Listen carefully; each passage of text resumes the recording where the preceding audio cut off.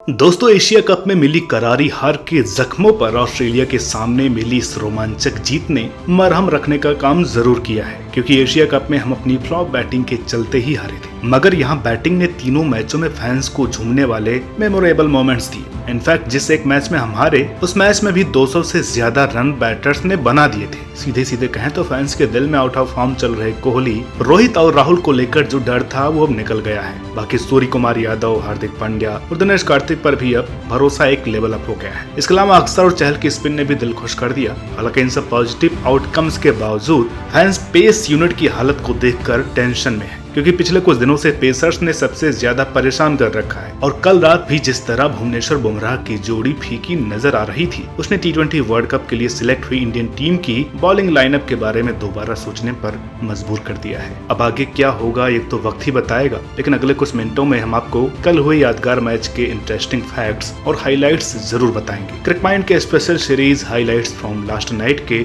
7वें episode में। तो चलिए शुरू करते हैं कल के मैच का रिवीजन टॉस की कहानी के साथ। यूँ तो कहने को कल बस एक इंटरनेशनल बायलैटरल सीरीज का फाइनल मैच था, लेकिन रोहित शर्मा एंड कंपनी के लिए फाइनल एक अग्नि परीक्षा के जैसा था, क्योंकि कोई भी टीम अपने होम ग्राउंड पर फैंस के सामने सीरीज हारनी नहीं चाहेगी, और वो भी तब जब हैदराबाद में कई सालों बाद इंटरनेशनल मैच खेला जा रहा हो। इसलिए जब रोहित टॉस के लिए उतरे तो उनके दिमाग में टॉस जीतने से ज्यादा जरूरी कुछ नहीं होगा। और जब रोहित ने टॉस जीतकर बॉलिंग चुनी तो उनके चेहरे का सुकून इस बात को भी प्रूव कर रहा था। साथ ही ऋषभ की जगह भुवनेश्वर को टीम में शामिल करने रोहित को अपने बैटर्स पर भरोसे की मोहर भी लगा दी। इस तरह पहले ही बॉल से पहले ही मैच इंडिया के विजन को लेकर काफी कुछ बता रहा था। लेकिन पहली बॉल के बाद से ऑस्ट्रेलिया और खासकर कैमरून ग्रीन का वो इंटेंट दिखा जिसने शुरुआती ओवर्स में फैंस के दिलों की धड़कन तेज कर दी। इसलिए यही आज की वीडियो की पहली हाईलाइट।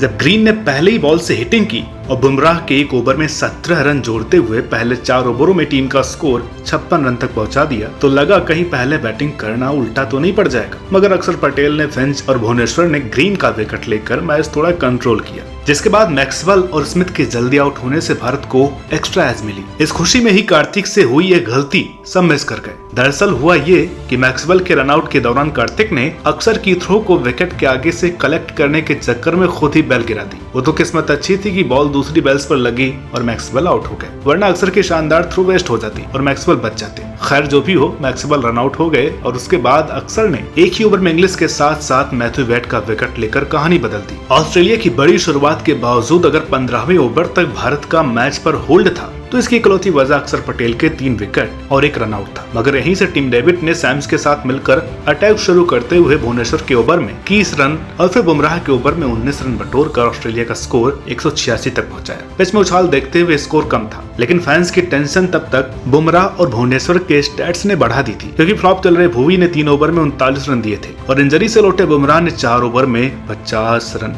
यहीं से एक बड़ा सवाल इंडियन फैंस के माइंड में उछलने लगा है कि भुवनेश्वर इनिंग की लास्ट में बॉलिंग नहीं कर सकते। हर्षल इनिंग के स्टार्टिंग में टच में नहीं रहते हैं और बुमराह जब से लौटे हैं तब से बस रन खा रहे हैं। ऐसे में वर्ल्ड कप में इंडियन पेस बैटरी करेगी क्या? इन सवाल के बीच ही कल करीब 9 बजे दूसरी इनिंग शुरू हुई। राहुल और रोहित के विकेटों के बाद फैंस की आंखों के सामने फिर से हार मंडराने लगी थी, लेकिन यहीं से कोहली और सूर्य कुमार यादव ने मोर्चा संभाला और यही है कल के मैच की दूसरी हाईलाइट।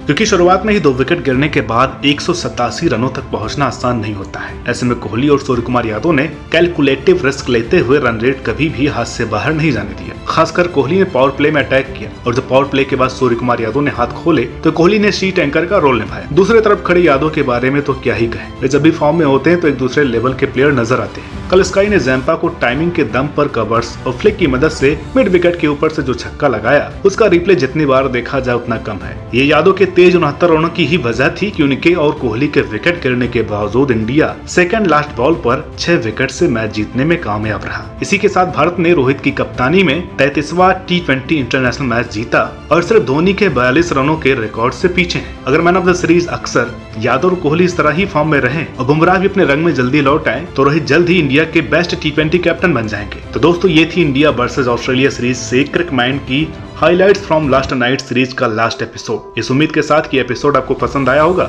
हम आज की वीडियो को यहीं एंड करते हैं और वादा करते हैं कि फिर मिलेंगे साउथ अफ्रीका वाली सीरीज की कवरेज लेकर। तब तक आप इस वीडियो को ज्यादा से ज्यादा शेयर करें और अपनी सजेशंस भी कमेंट बॉक्स में जरूर बताएं। तो मिलते हैं आपसे अगली वीडियो में, तब तक के लिए नमस्कार।